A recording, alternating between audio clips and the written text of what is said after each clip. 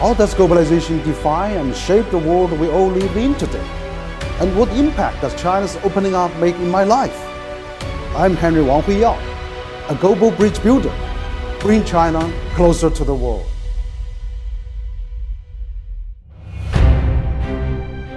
Hello and welcome to China Talk.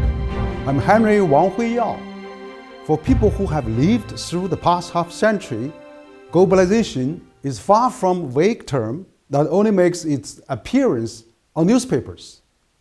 It is a physical reality that keeps changing the people's lifestyle, a momentum for individuals to change the trajectory of their lives. I'm one of those individuals. Had there not been China's integration of globalization with reform and opening up, I would have missed all the opportunities towards self-realization, and my country have also remained in limbo without achieving remarkable progress we witness today. In the report delivered at the 20th CPC National Congress, it stressed that China is committed to its key national policy of opening up to the outside world. This is very much emphasized. Given my personal experience, I believe this won't be a vague fake leaf.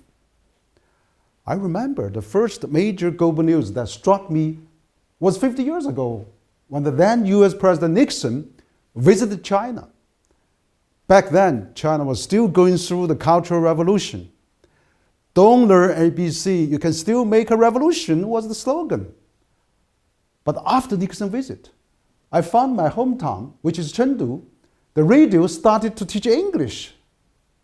So I started learning English through the radio, actually at that time, as a teenager. After my brief 2 years at the high school, I was actually sent to the countryside, like many young people in China, in a remote village of Sichuan province. On a regular working day, I was sweating and doing a very harsh work actually in the field.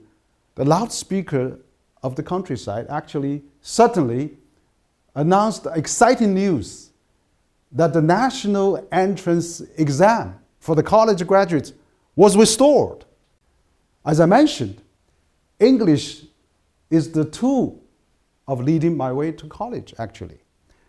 And then to the Ministry of Foreign Trade and Economic Cooperation, later known as the Ministry of Commerce of the PRC, which was still at the very front of China's opening up to embrace the globalization. I'm very grateful for this experience.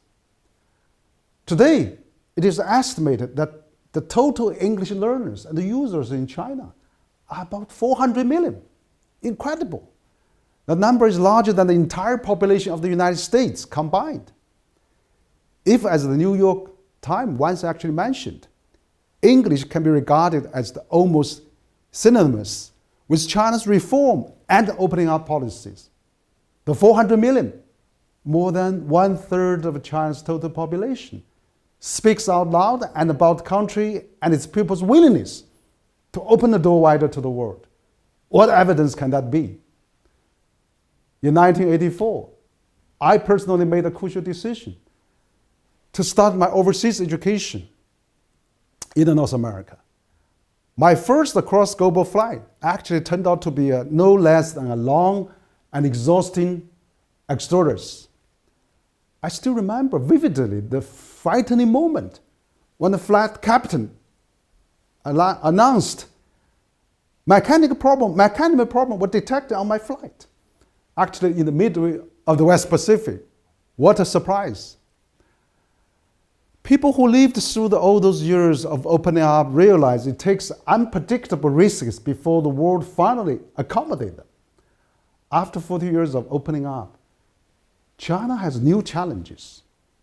There are calls on decoupling, on supply chain cutoff, on deglobalization, on regionalism, and protectionism.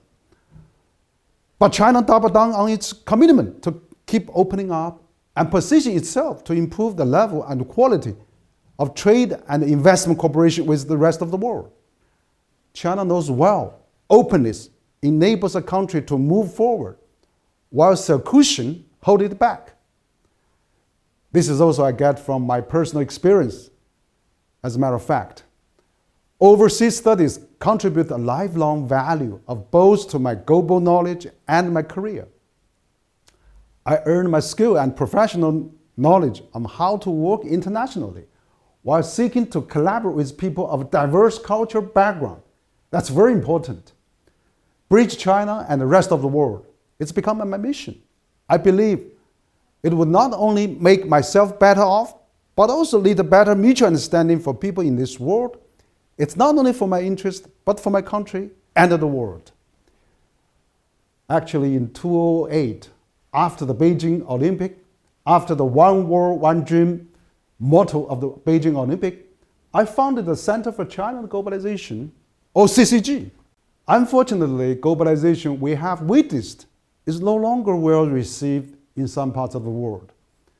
Social inequalities, the change of the climate change, pandemic, all those intricate problems embedded in the process of globalization has transformed into a mighty force to stand against the globalization.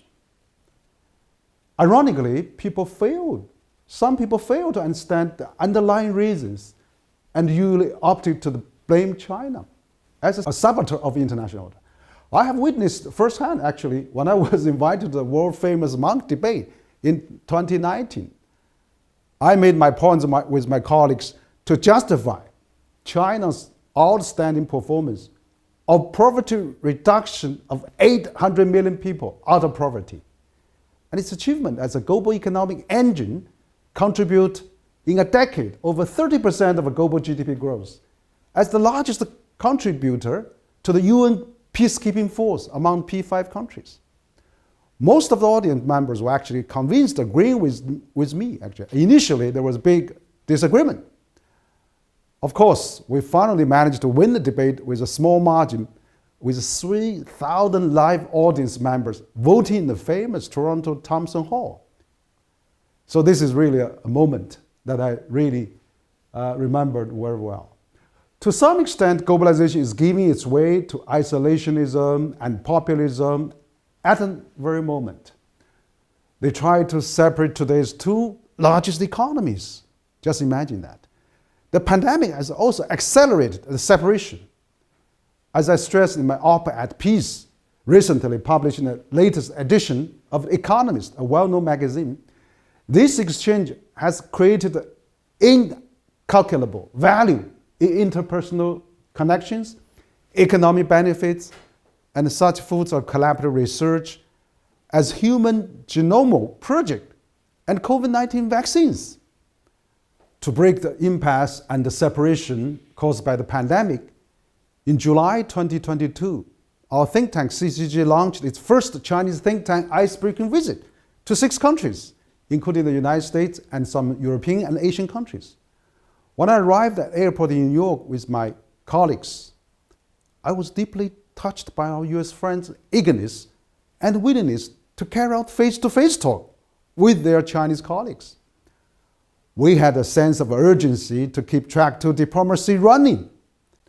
Although our US colleagues were at the time outspoken and straightforward regarding certain disagreement between us, they did demonstrate a sincere goodwill that may be powerful enough to break through the siege on globalization.